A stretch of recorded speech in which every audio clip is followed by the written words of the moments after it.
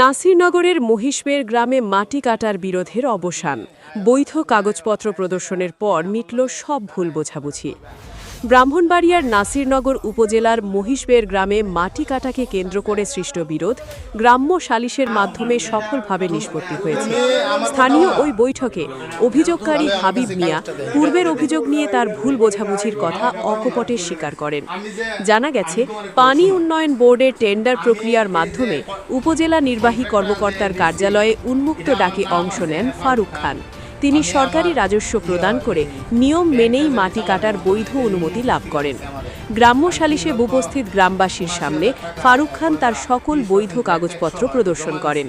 সেগুলো যাচাই বাছাই শেষে উপস্থিতরা নিশ্চিত হন যে পুরো প্রক্রিয়াটি আইন মেনেই পরিচালিত হচ্ছে। এ সময় উপস্থিত ছিলেন উপজেলা বিএনপি নেতা ও কুন্ডা ইউনিয়নের 4 বারের নির্বাচিত সাবেক চেয়ারম্যান ওমরাও খান, ভলাকুট ইউনিয়ন বিএনপি নেতা শামসু তালুকদার, হাবিব মিয়া, ফারুক খান সহ এলাকার গণ্যমান্য ব্যক্তিবর্গ। স্থানীয়রা জানান, বিষয়টি স্পষ্ট হওয়ায় এখন আর কোনো বিরোধ নেই এবং বৈধ অনুমতির ভিত্তিতেই কাজ চলছে। সালিশ বৈঠকের পর এলাকায় বর্তমানে শান্ত পরিবেশ বিরাজ করছে। ভবিষ্যতে এমন বিভ্রান্তি এড়াতে যে কোনো বিষয়ে আগে যাচাই বাছাই করার ওপর গুরুত্বারোপ করছেন স্থানীয় সচেতন মহল। নিহারেন্দু চক্রবর্তী, নাসির।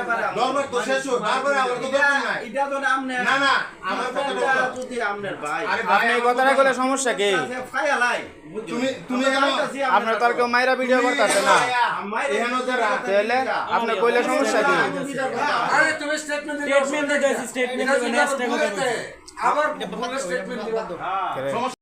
আসসালামু আলাইকুম।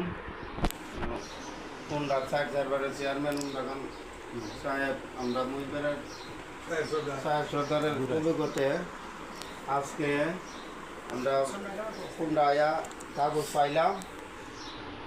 কালকে আমরা মুইবের একটা ঘটনা, বিচ্ছিন্ন একটা ঘটনা করছিল, ভুল বোঝাবুঝি। আজকে আমরা সবাই একানব্বইটা কাগজপত্র আয়া দেখলাম বৈধ। এরপর আমরা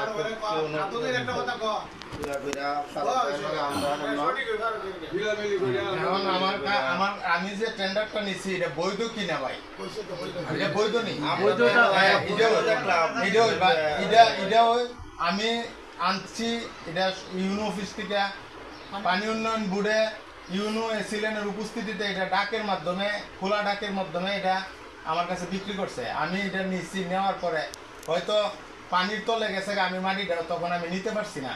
এখন মাটিটা নেওয়ার জন্য গেছি, তোমরা আমাদের দেখতে চাইছো, এটা নিয়ে হ্যাঁ একটা উশৃঙ্খল পরিবেশ হয়েছে। যেটা হয়েছে, আমিও তোমার সাথে কোনো আমার মনোমালিন্য নাই, এটা আমার ব্যবসা ছিল, এটা আমার আমিও তোমার মাফ করে দিলাম। হ্যাঁ, আর বিষয়টা হইলো ভাই, ফেসবুকে যে একটা ভিডিওটা যেটা ছড়ছে, এটা যারা ফেসবুকে আছে এদের সবাই উদ্দেশ্য করে কয়ে দেবো যে ভাই এটা আপনারা দয়া করে যার যার জায়গার থেকে এটা ডিলেট করে দিও, কারণ হইলো আমি নির্দোষ। কথাটা কয়ে দেবো যে যারা ফেসবুক কালকের ঘটনা আমরা তো তত্ত্বতে জড়াইয়াছিলাম, বাইরের থেকে দেওয়া লোকগুলা ফেসবুক করছো, এটা একটু ডিলেট করে দিন। ফারুক ভাই নির্দোষ, আর এটা ফারুক ভাইয়ের কোনো দোষ ছিল না, এই কথাটা অন্তত করতে।